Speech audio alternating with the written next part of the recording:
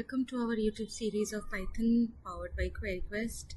So as I have shared on LinkedIn, that will be covering Python from scratch for beginners specifically, and if anyone who wants to actively learn Python from the beginning. So the syllabus is attached to this video where you can find all the topics that we'll be covering. So let's quickly get to our introduction about Python.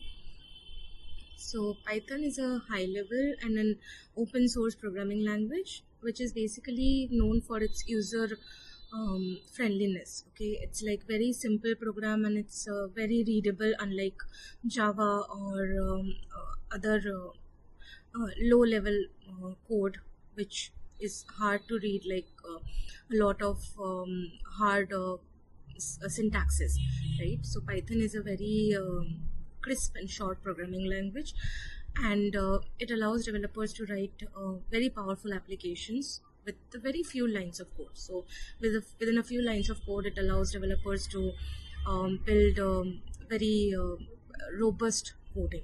Okay, so why Python? Why not other programming languages like Java and Scala? So Python is very easy to learn.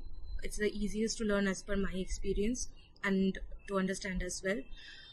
So there are very rich libraries in Python which allows again users to be very friendly with this language. It works across different platforms and it's very ideal for beginners as well as professionals. So where is it used? We can use it in data science and machine learning. In data engineering also, Python pandas can be used if you want to create some ETL pipelines. Web and application development, even in automation testing and scripting, artificial intelligence and cloud, even in cybersecurity and analytics. So the key takeaway from why should we learn Python is it's a very versatile and it's a very beginner friendly language. So it powers even modern technologies and real world applications, and specifically the Python syntax is very easy compared to other programming languages. So if you're already acquainted with Java or Scala, you will see like the syntax is very easy to write. Okay, so Python was designed for readability and it has some similarities to the English language with influence from mathematics. So it's like while we go through this video series, we'll see that the syntax is like you're writing it in English only, and just maybe some certain things from mathematics as well. Also it uses new lines to complete a command, and other programming languages we just need to often use semicolons or parentheses, so these lead to problems like syntax error, but Python is very useful in this case. Also Python relies on indentation, white space, and to scope the loops and functions and classes. Okay, whereas in the other programming languages we often use the curly brackets for this purpose. So what happens is specifically in Scala, it's you have to use curly bracket syntaxes, and then often it happens that there are so many lines of code inside of that, so you open a bracket and you forget to close it, and that leads to a lot of debugging related to the syntax error. Python helps in this manner. Okay, so let's talk about Python indentation. So as we know from the definition, like what is indentation?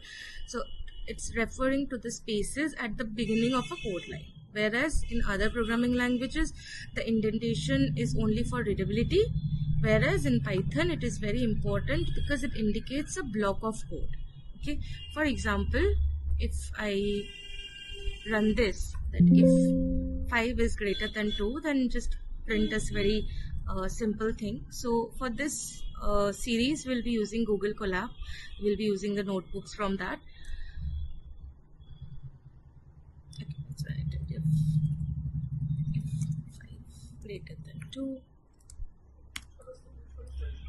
So if 5 greater than 2, and then if you see that when I press the enter, right, it automatically got one indentation. So that refers to a block of code, and over here the print statement will come, that is 5 greater than 2.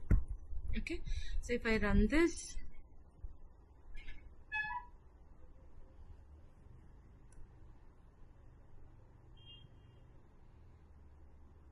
It will print me whatever I have printed. Now what will happen if I remove this indentation, right? If I just do it, but already it's saying expected indented block. So, but still if I run this, it will give me a syntax error, that indentation error. Expected an indented block after if statement on line 1. Okay, so indentation is very important in Python. And also one more very important point is there, that the number of spaces is up to you, up to us as a developer or a programmer, but the most common use is 4, but it at least has to be 1. So it should start with at least 1 indentation. Okay, for example, if I print this these lines of code,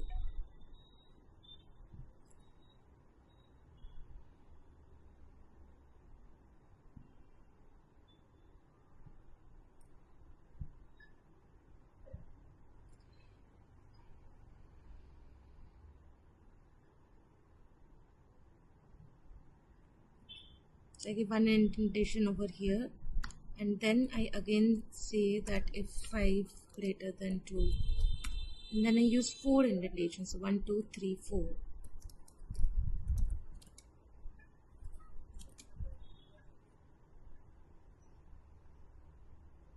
So this also works. Okay, the indentation must be in any of the formats, but the indentation must be there. That is the whole point of indentation. Now similarly, if I see this one, right, it's saying that you have to use the same number of spaces in the same block of the code, otherwise Python will give you an error. So as per this is one block of code, right? Everything falls under one if statement. So if I do this over here,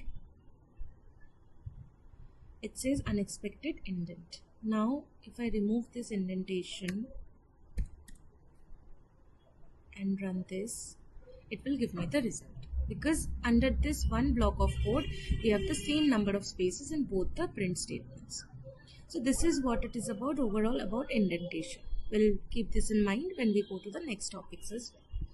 Now coming to variables and comments. So similarly, like other programming languages, Python has variables to be assigned as well as comments. So we'll just quickly go to it. So let's say we take a variable as 5.